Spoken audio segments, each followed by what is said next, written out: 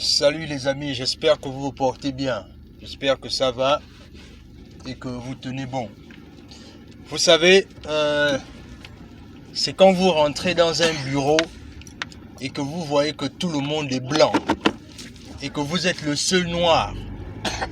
C'est là où en fait vous comprenez une chose, c'est que nous les Africains, les Noirs, le chemin est encore long en fait. Le chemin est encore long. Et aujourd'hui, en fait, je vais parler de ça parce que simplement, je vais expliquer ça comment, mais je vais essayer de trouver les mots justes. C'est-à-dire, ce qui s'est passé, en fait, c'est que Asiana et moi, on a eu un souci et on a dû se rendre dans un bureau là où on a constaté quelque chose qui était assez difficile pour nous en qualité de Noirs d'abord, mais en qualité d'Africains en plus. C'est que le bureau dans lequel on est rentré, il n'y avait que des Blancs en fait. Et quand il n'y avait que des Blancs dans le bureau, bien évidemment, vous savez, je ne sais pas si ça vous est déjà arrivé, mais quand vous rentrez quelque part et que vous êtes le seul Noir, le premier réflexe que vous avez en tant que Noir, c'est de chercher en fait s'il n'y a pas un Noir à côté de vous en fait. Je ne sais pas si ça vous est déjà arrivé. C'est-à-dire à chaque fois qu'un Noir arrive quelque part, s'il est le seul Noir quelque part, quand il arrive, il fait tout pour regarder s'il y a pas aussi un coloré autour. Bon, bien évidemment, il n'y avait pas de coloré. Ok. Maintenant, j'ai envie de parler de quelque chose, mais je vais d'abord essayer d'illustrer un postulat en fait. Le postulat que je vais illustrer en fait ici, c'est le fait que il y a deux catégories quand on parle de Noirs.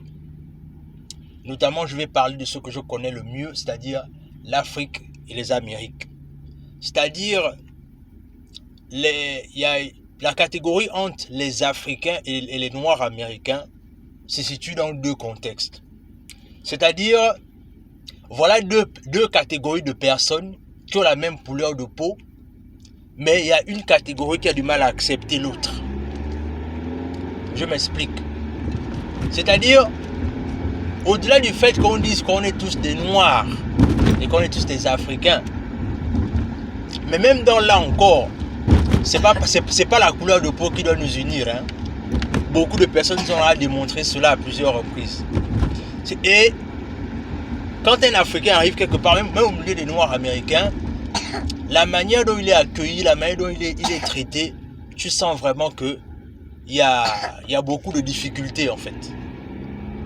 Maintenant, moi je veux me placer à la qualité de l'Africain que je suis en fait. C'est-à-dire, moi dans le long terme, je réalise avec ma petite expérience, c'est que l'Africain est le seul qui est rejeté de partout. C'est-à-dire, les personnes qui n'ont pas la même couleur de peau de l'Africain, beaucoup ne l'acceptent pas d'abord, ou encore très peu les acceptent. Mais encore, l'Africain, ce qui arrive, c'est que parfois l'Africain veut s'identifier avec les personnes qui ont la même couleur de peau que lui. Mais là encore, ce qui se constate, c'est que même là encore, notre cher frère africain est encore rejeté en fait. Et quand on est rentré dans ce bureau aujourd'hui en fait, on a vu combien de fois une seule race était dans un seul bureau, était en train de travailler ensemble. Une seule race était assise dans un bureau en train de travailler ensemble. Moi quand j'ai vu cela, du moins Asiana et moi quand on a vu cela, ça nous a amené à réfléchir sur le fait que si on arrive dans un bureau comme ça et qu'on trouve les Blancs sont en train de travailler ensemble, pourquoi est-ce que nous les Africains on ne peut pas pourquoi on n'arrive pas à s'unir comme ça pour travailler ensemble? Où est la difficulté en fait? Qu'est-ce qui bloque en fait? Où est le problème? Pourquoi est-ce qu'on n'arrive pas à s'associer pour travailler ensemble? Ou du moins, quel est le problème? Si problème il y a, comment est-ce qu'on peut le résoudre en fait? Et bien évidemment, là je comprends une chose qui est évidente, c'est que nous les Africains, on a du mal à travailler ensemble, simplement parce que nous en fait, on a ce que j'appelle l'esprit de Rambo en fait. C'est-à-dire, on a trop l'esprit de Rambo dans nos cœurs en fait. Je pense que c'est ça qui peut être quelque part le problème. Et par l'esprit de Rambo ici, je parle du fait que nous les Africains, on plébiscite plus un seul leader, un seul chef, une seule tête, et le reste, vous êtes la queue en fait. Et c'est la raison pour laquelle les Africains ne travaillent pas ensemble. Parce que on veut juste avoir un seul leader en fait. On ne sait pas partager. On ne sait pas s'associer. Et c'est la raison pour laquelle vous allez voir beaucoup d'Africains, ils travaillent tous pratiquement, certains travaillent dans les mêmes domaines, mais ne comprennent pas l'urgence de s'associer ensemble. C'est-à-dire, si moi je suis un entrepreneur et qu'on fait la même chose, au lieu de se diviser en faisant pratiquement chacun la même chose dans son côté, pourquoi ne pas créer une filiale ensemble? Pourquoi on soit plus fort ensemble? Ça, les Africains ne peuvent pas le faire. Parce que quoi? Il y a un problème d'ego. Il y a un problème de leadership. Alors que les Chinois, je vais vous prendre un exemple simple. Ici, il y a une filiale ici qu'on appelle Asian Market. C'est le magasin des Chinois. Les Chinois là, ce qu'ils font, c'est que pratiquement dans les 4 coins de ma ville ici, ils ont la même filiale. Est-ce que vous comprenez bien? Ils ont la même filiale. Ça veut dire que ce sont les compatriotes qui se sont unis ensemble pour créer une seule filiale et la représenter dans les 4 coins de ma ville ici. Mais prends la même idée, tu dis à un Africain aujourd'hui que, écoute, toi tu es un entrepreneur, moi je suis un entrepreneur. On revient d'où? De l'Afrique. Parfois même on revient du même pays. Mais associons-nous pour travailler ensemble. Les raisons que parfois certaines personnes vont te donner en fait, tu vas clairement comprendre qu'il y a un véritable problème en fait. Et si on veut vraiment s'en sortir les amis, il faut que ça cesse en fait. Il faut, et c'est urgent, il faut que ça cesse. Comprenons que celui qui veut bâtir seul ne fera pas long feu. Vous savez, quand vous essayez de bâtir une entreprise seule, il y a 2 cas. Soit vous allez mourir avant que l'entreprise ne naisse, et ce qu'on va faire, c'est qu'on va vous donner les mérites de votre entreprise. Certes, votre entreprise peut survivre, on va dire ça comme ça, mais vous ne seriez plus là, et on va vous donner les honneurs à titre posthume, ou encore ce qui peut arriver dans les pires des cas, c'est que vous échouez en fait. C'est la raison pour laquelle il faudrait qu'on travaille ensemble.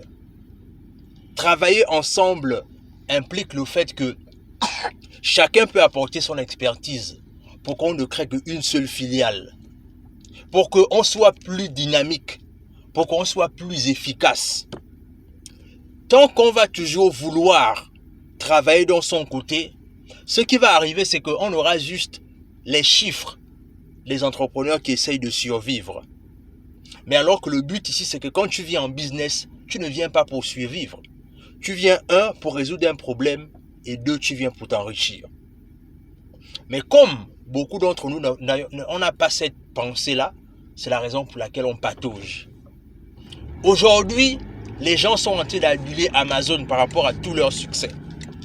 Mais est-ce que vous vous rendez compte que le propriétaire d'Amazon n'a que 20 parts dans son entreprise? Est-ce que vous vous rendez compte de cela? Que le propriétaire d'Amazon n'a que 20 parts dans l'entreprise. Ça veut dire que sur 100%, le propriétaire d'Amazon n'a que 20%. Est-ce que ça lui rend moins fier de son produit? Non. Est-ce que ça lui rend diminué par rapport à son produit? Non. Ce que ça veut simplement dire en fait dans le long terme, c'est que le travail individuel n'emmène nulle part. C'est simplement ce que ça veut dire. Que le travail individuel, en fait, n'emmène nulle part. Et que plus tôt on va comprendre l'urgence et la nécessité de s'associer ensemble dans les projets, plus tôt on va avoir des résultats impressionnants et extraordinaires. Mais dans tous les cas, il fallait que je te parle de ça parce que je réalise que il faut qu'on travaille ensemble. Et pour qu'on travaille ensemble, il faut qu'on comprenne d'abord il faut qu'on ait une même vision.